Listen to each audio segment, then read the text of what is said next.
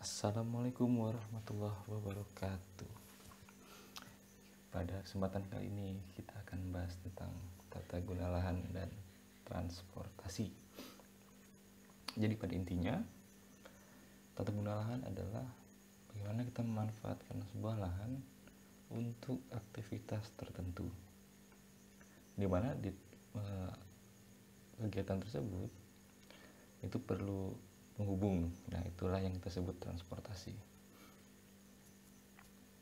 Nah, bicara soal transportasi, maka itu adalah sebuah jaringan yang secara fisik menghubungkan antara aktivitas-aktivitas yang ada di sebuah lahan tadi.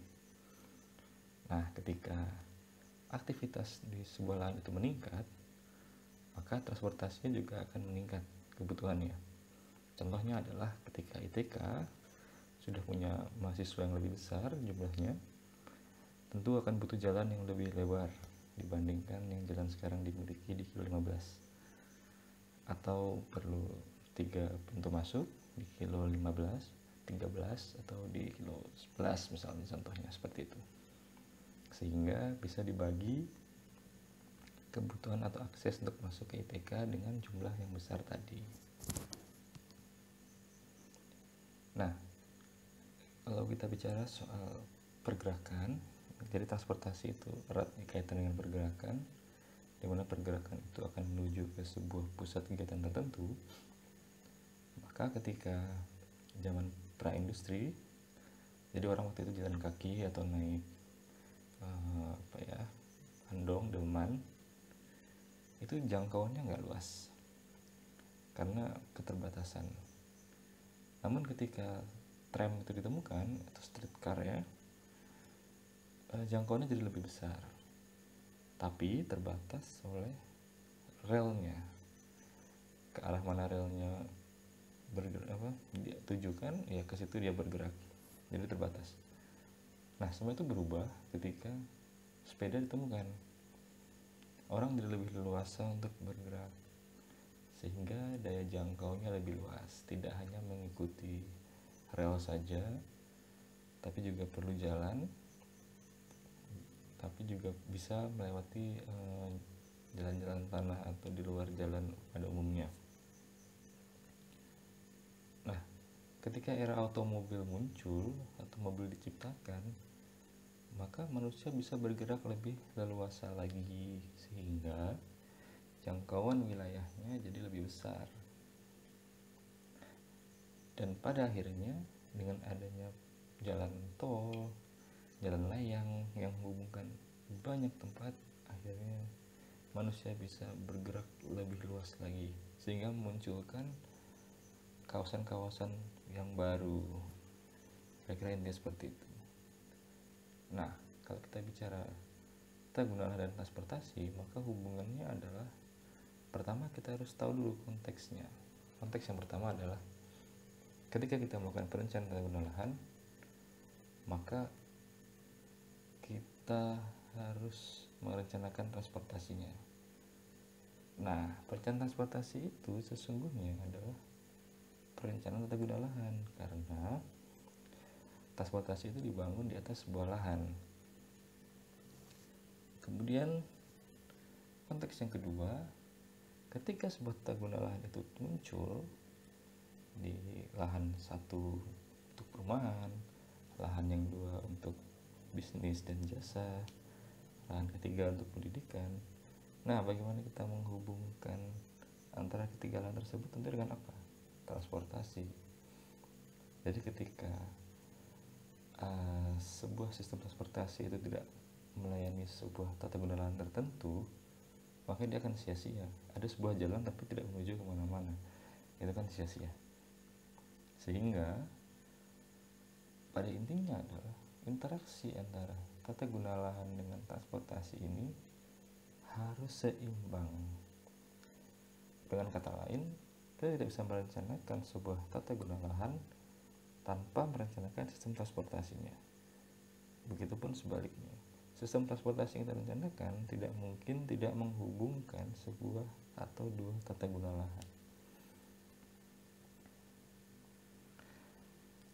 Nah, seperti yang sudah saya sebut sebelumnya, tata guna lahan itu adalah pusat kegiatan. Kegiatan itu akan menjadi penentu dari pergerakan yang akan timbul. Pergerakannya seperti apa? Kita kenal istilahnya bangkitan perjalanan.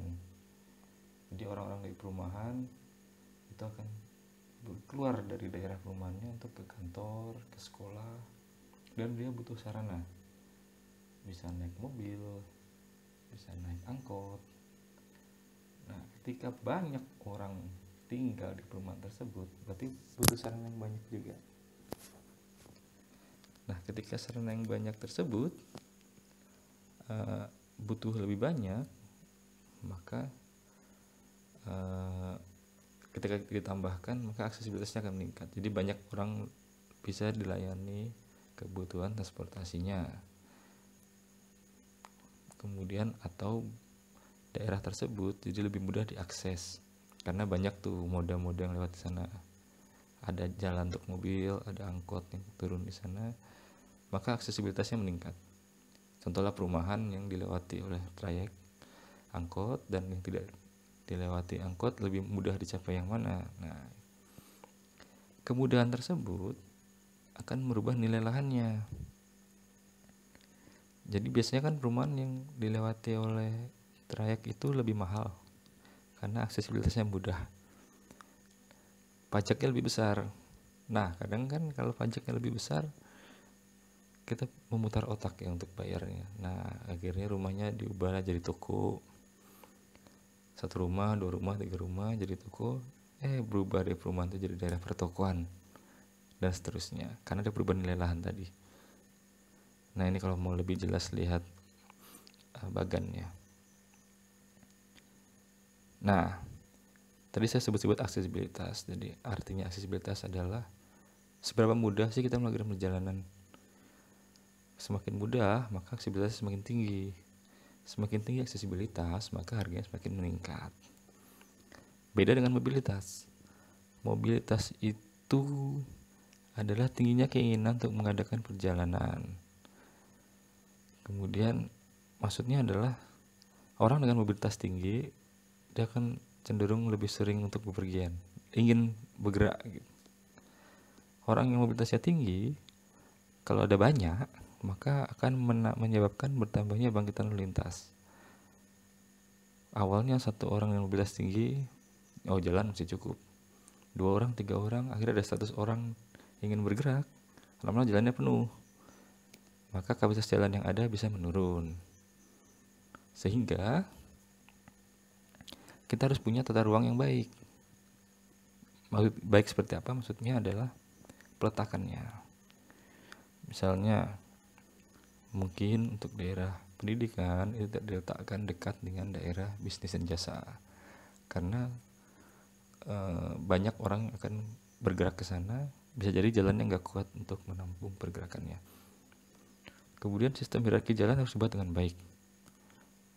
Apa iya kita baru keluar dari rumah langsung ketemu jalan tol gitu kan, nggak mungkin. Jadi harus ada jalan kolektor dulu, jalan sampai ke jalan lokal perumahan, itu harus ada hierarkinya. Jadi keluar rumah jalan lokal, jalan sedikit jalan kolektor, nanti arteri dan lain sebagainya. Kemudian peraturan-peraturan itu harus tetap dijalankan. Ada lahan-lahan yang tidak boleh dibangun, atau misalnya jalan one way, jalan tembus-tembus aja itu nggak boleh. Nah, itu peraturan tetap dijalankan. Kemudian perubahan tata guna lahan itu harus dikendalikan dan dianalisis dengan baik. Contohnya tadi ketika sebuah perumahan aksesibilitasnya gampang, cenderung berubah menjadi pertokoan, apa diizinkan? Nah, kalau polanya seperti itu kan nanti semua rumah akhirnya akan menjadi pertokoan ketika aksesnya ditambah. Maka harus bisa dikendalikan. Mungkin dengan IMB ya, dia tidak bisa merubah rumahnya seenaknya menjadi toko gitu. Jadi bisa dikendalikan supaya bangkitan perjalanannya juga tidak terpengaruh. Yang itu harus kita perhatikan pertama adalah kapasitas aksesnya. Kemudian ketika kita merencanakan sebuah tata guna lahan, bagaimana bangkitan tarikannya. Kalau kita bangun perumahan, mungkin cenderung lebih banyak bangkitan daripada tarikan, karena jarang orang bepergian dengan tujuan ke perumahan. Beda kalau kita bangun pusat perdagangan dan jasa, itu tarikannya lebih besar karena orang cenderung tertarik ke sana. Kemudian bagaimana sistem angkutan umumnya? Ketika kita merencanakan sebuah tata guna lahan, apa perlu dilewati oleh trayek angkot atau masih belum? Kemudian apakah tingkat kecelakaannya tinggi atau tidak? Misalnya sudah tahu nih di jalan A tingkat kecelakaan lalu lintasnya tinggi, kita bangun tuh kampus dengan daya tampung mahasiswa sekian ribu, berarti kan ada berapa arus keluar masuk tuh di situ. Padahal jalan tersebut sudah sering terjadi kecelakaan, mungkin karena jalannya rusak atau tidak ada marka yang jelas. Kita bangunlah sebuah tata guna lahan yang menyebabkan tingginya tarikan ke sana. Wah, makin tinggi nanti kecelakaannya. Maka dari itu, kenapa kok kita belum memperhatikan hal yang tadi? Karena seperti yang saya sebut tadi, dengan adanya tata guna lahan, adanya peningkatan aktivitas interaksi manusia. Kemudian jaringan jalan itu terbatas. Moda transportasi pun seperti itu. Karena keterbatasan itu kita nggak bisa sembarangan membangun tanpa memikirkan bagaimana jaringan transportasinya. Kemudian kebutuhan aksesibilitas, efektivitas, efisiensi, kenyamanan perjalanan, serta keselamatan perjalanan itu harus diperhatikan. Memang bisa dicapai, tapi misalnya jalannya rusak kan gak nyaman. Padahal kan inginnya adalah semua orang bisa bergerak dengan nyaman, aman, kemudian mudah. Dan yang paling penting adalah aspek sumber daya energi dan lingkungan.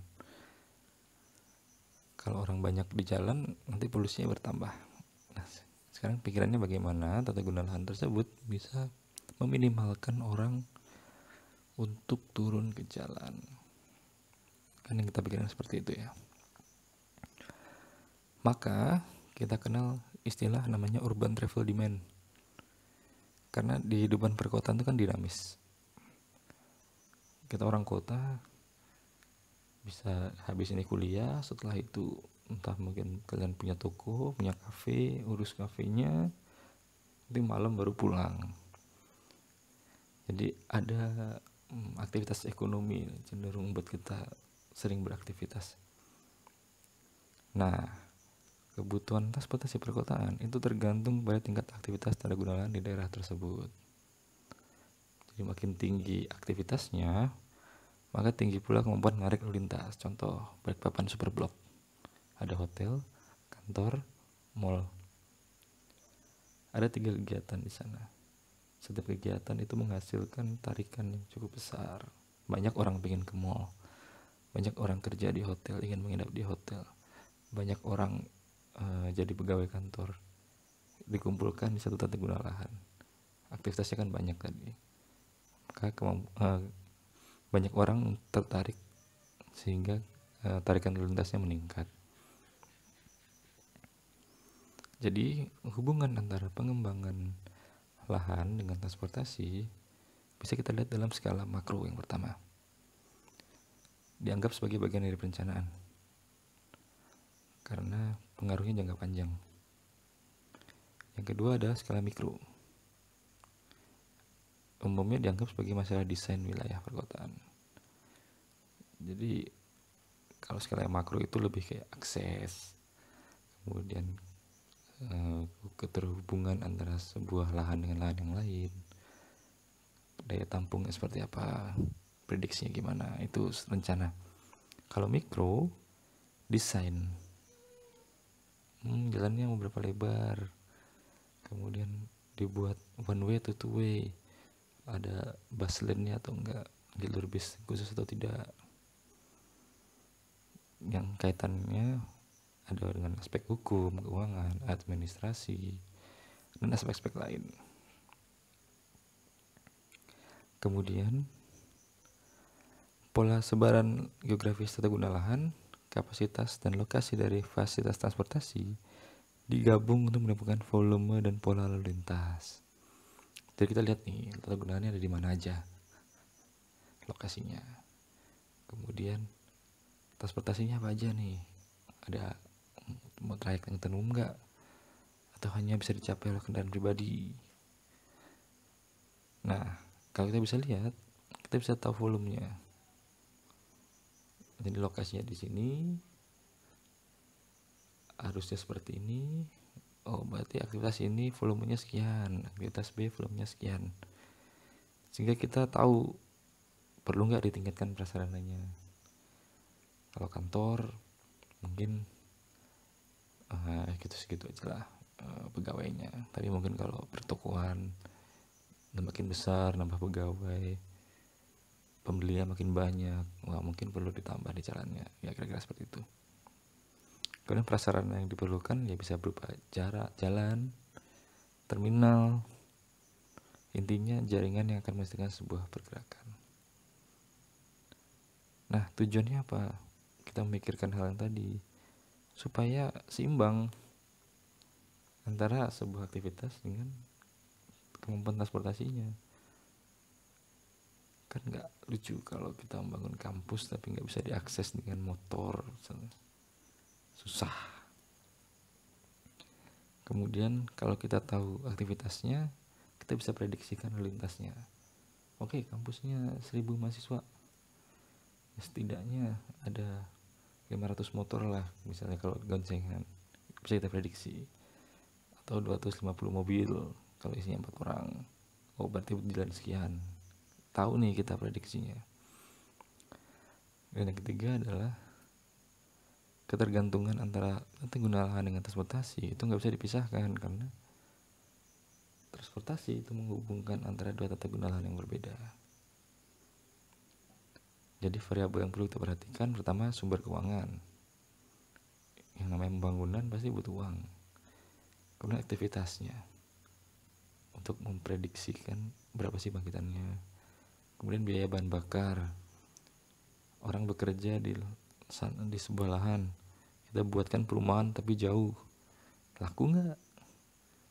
Kemudian permintaan dan penawaran, kita lihat tren di masyarakat. Oh, ternyata masyarakat pengennya tempat tinggalnya nggak jauh-jauh dari tempat kerja. Ya udah dibuatlah berhimpitan. Kemudian bisnis, ternyata jalannya sepi, jadi kalau buka trayek juga nggak banyak penumpang. Beda dengan sebuah tata guna tertentu, oh ternyata rame yang kesana. Kalau buka trayek pasti ada untungnya. Nah itu bisnis, peluang kerja. Jadi bagaimana misalnya pembukaan pabrik, butuh tenaga kerja, berarti butuh apa? Butuh pemukiman. Jadi dari pemukiman ke pabriknya butuh apa? Butuh jalan supaya bisa gerak dengan mudah. Pabriknya dapat pegawai, dapat peluang kerja, orang yang ada lahannya bisa berkembang. Kemudian pertumbuhan penduduk, ini jelas ya. Kalau dari permukiman aja, semakin banyak orang, semakin banyak lahan permukiman yang dibutuhkan. Semakin banyak lahan permukiman yang dibutuhkan, maka semakin sedikit lahan yang bisa dikembangkan untuk aktivitas yang lain. Maka kita bisa ngeplot tata guna lahan ini dengan 3 sistem. Pertama eksplisit, mixed land, dan dominasi.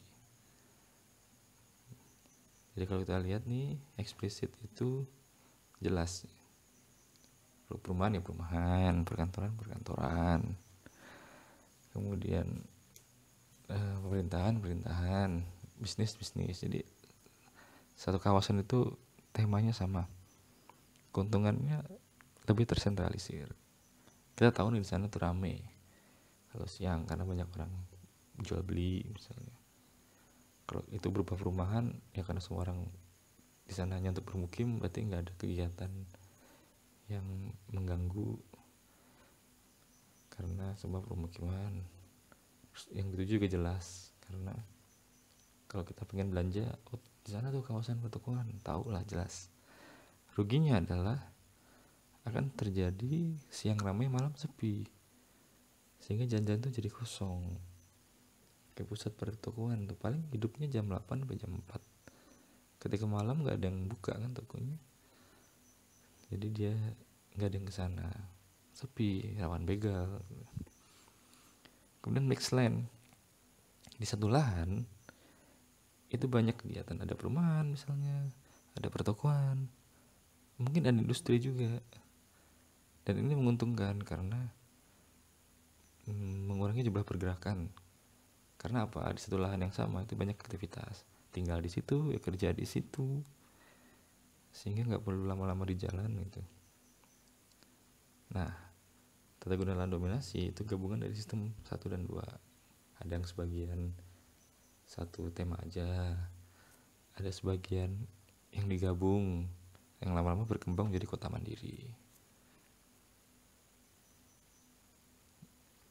Nah, bagaimana pengaruh transportasi pada penggunaan tata ruang? Ini contoh nih. Awalnya kota berukuran sedang, hanya ada 2 ruas jalan itu yang pertama. Dibuatkanlah jalur lingkar supaya tidak perlu lewat dalam kota. Ini untuk truk-truk nih. Wah, ternyata karena ada orang lewat di jalan tersebut, lama-lama ada yang buka toko, buka usaha di sana. Makin lama makin berkembang, jalan lingkarnya jadi rame. Karena jadi rame, dibuka lagi jalan lingkar kedua. Dan polanya sama, suatu saat juga akan rame. Dan polanya ada 2, jadi perkembangan kota yang sentrifugal, cenderung menjauhi pusat, dan sentripetal, cenderung mendekati pusat. Dipengaruhi oleh apa? Dipengaruhi oleh pola jaringan jalannya. Kalau pola jaringan jalannya itu grid, maka perkembangannya cenderung menjauhi pusat, lebih teratur. Tapi kalau pola perkembangan sentripetal, di mana jalan itu memusat ke satu titik saja, maka ya disitulah orang akan beraktivitas. Nah, dari situ kita bisa bagi pola dasar pembangunan perkotaan menjadi 6. Pertama, kota tanpa intervensi. Jadi ya pembangunan yang sudah ada diteruskan aja. Oh, ternyata perumahan cenderung ke arah utara, ya udah lanjut ke utara perumahan semua nanti. Yang kedua, kota ringkas, itu bahasa Inggrisnya compact city. Jadi peningkatan kota, penduduk dalam kota. Karena apa? Karena aktivitasnya itu banyak terjadi di dalam kota. Contohnya kerja di dalam kota, tinggal di dalam kota. Berupa apa? Apartemen tuh. Dari 10 ke atas apartemen, 5-10 kantor, 1-5 mall tuh, satu gedung punya kegiatan. Itu mirip-mirip di Singapura, Jepang. Kota satelit itu dimana biasanya sebuah kota seperti di Balikpapan nih, orang kerja di Balikpapan tapi tinggalnya di Samboja misalnya. Habis dia kerja, dia pulang ke Samboja. Jadi kota satelit itu kota yang mendukung kota utama. Paling mudah adalah dukungannya berupa apa? Berupa tenaga kerja. Kalau di Surabaya itu Gresik, Sidoarjo. Kota satelitnya Gresik, Sidoarjo tadi. Jadi kota Surabaya itu ditopang oleh kota-kota yang masuk tenaga kerja, menyediakan tempat tinggal untuk pekerja yang ada di Surabaya. Kemudian kota koridor. Ini kota yang pertumbuhannya sepanjang jalan arteri.